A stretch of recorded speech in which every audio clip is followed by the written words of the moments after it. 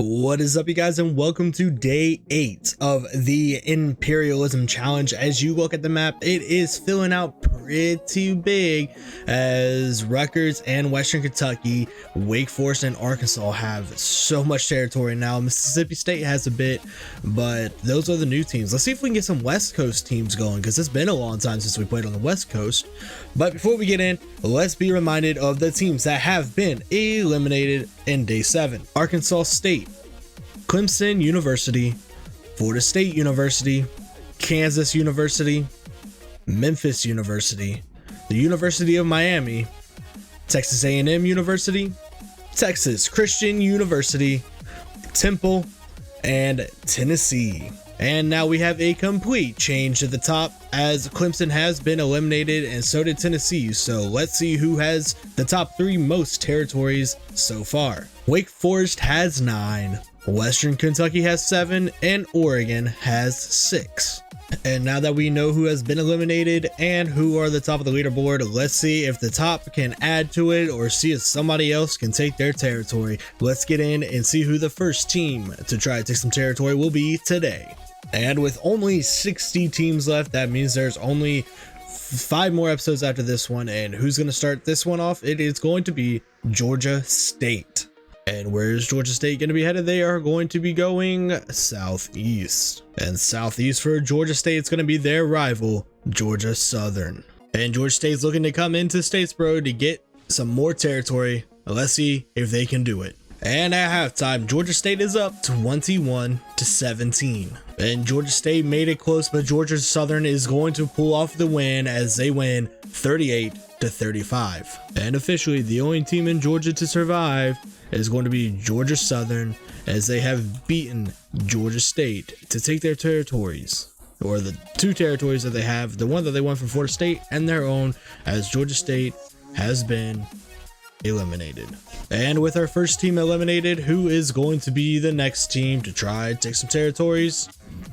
Is going to be the Purdue Boilermakers. And where will Purdue be heading? They will be heading northwest. And northwest for Purdue is going to be Northern Illinois. Let's see if they can take over the entire state of Illinois. And northwest for Purdue is going to be Northern Illinois.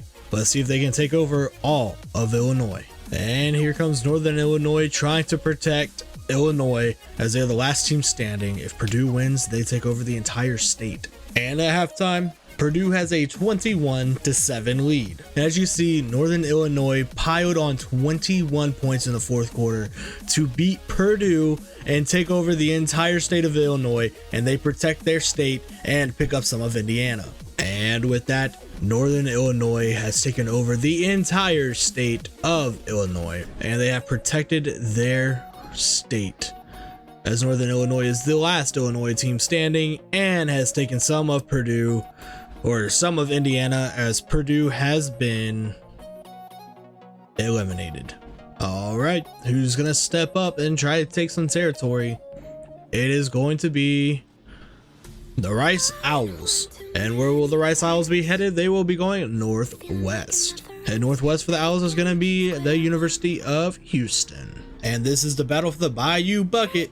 Let's see if Houston can beat Rice and add another territory. Is Rice going to take Houston's territory? And at halftime, Houston was up 14-0, and Rice has answered with 17 straight points. And with the clock at 41 seconds, Rice is down 3. Second and 16. Houston missed a field goal, so all Rice needs to do is get in a field goal range. Let's see if they can do it. Drops back to pass, throws it. Oh, what a dart. It's going to be 4th and 4. This is the last play. Let's see if they can do it. And on 4th and 4, he drops back to pass, throws it right across the middle, and they're going to get the first down. On 3rd and 10 with 18 seconds left, a good pass, but it's going to be 4th and 2. Another 4th down conversion coming up. 4th and 2, drops back to pass, throws it complete, and they get the first down and steps out of bounds with 11 seconds left. Throws it deep, and it is caught. They are in field goal range. The clock stops for the moving of the chains, so they're going to have to clock it here and attempt that field goal. Kick is up, and it is good. Overtime. Drops back to pass, He's going to take off with it. He's going to have a big lane, and he's going to get the first down. And on 3rd and 4, let's see what they draw up here. He drops back to pass. It's a bootleg, and he throws it to the tight end, and he's not going to get the first down, which means a field goal is coming. Kick is up, and it is good. Houston drops back to pass, throws it wide open for a first down. Has the ball off straight up the middle into the end zone, and Houston is going to win it in overtime. And in overtime, Houston gets the victory 40-37. And with that, Houston is going to pick up territory once more as they beat Rice, and they keep extending their lead in Texas as Rice has been eliminated. And the next team to take some territory is going to be another Texas State, another Texas team, as Texas State Bobcats are going to try to take some territory. And where will Texas State be heading? They will be heading southeast.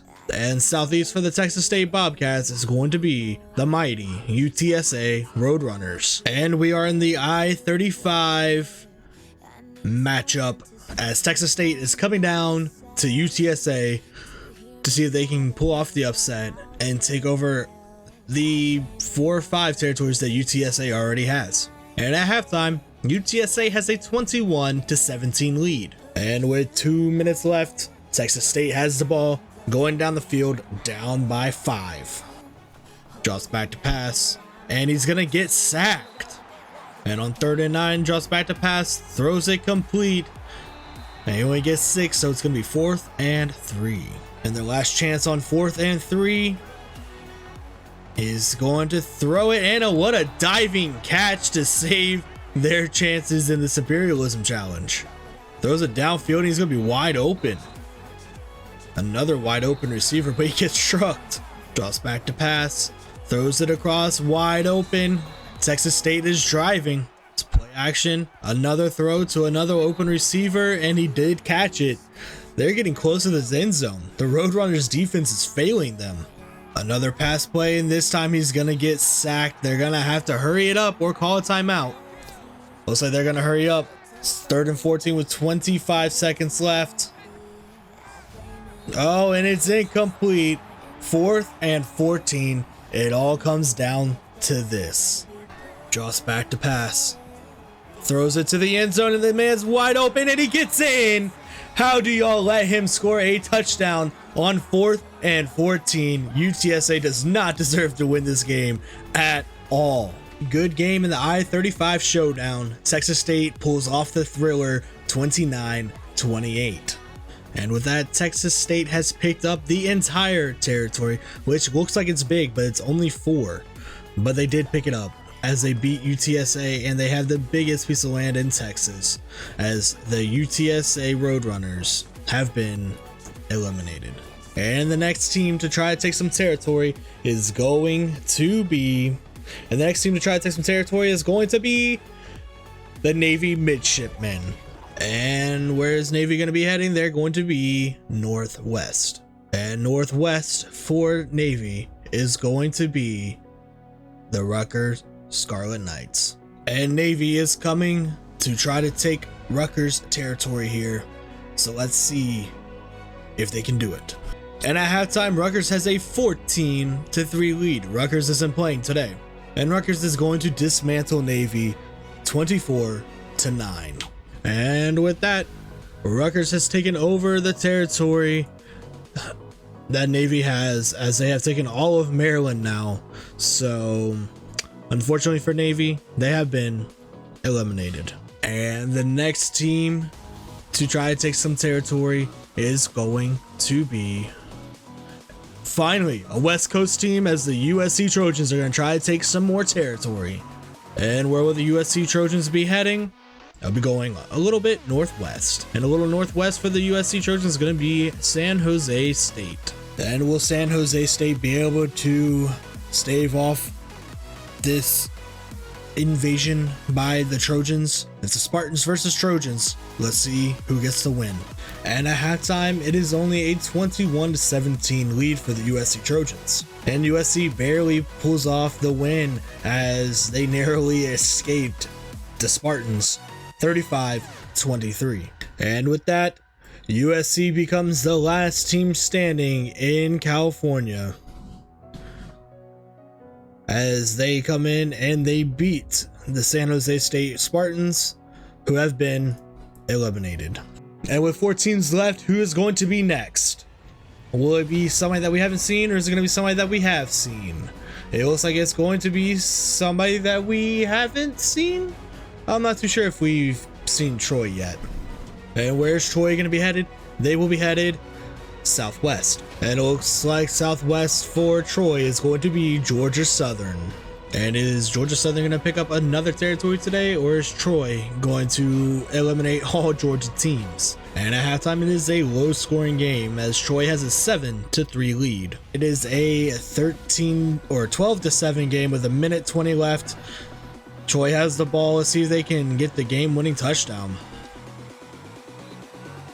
And their last chance, they're going to hand the ball off. He's going to go outside instead of going up the middle, and they're going to lose 2 yards, and that's going to do it.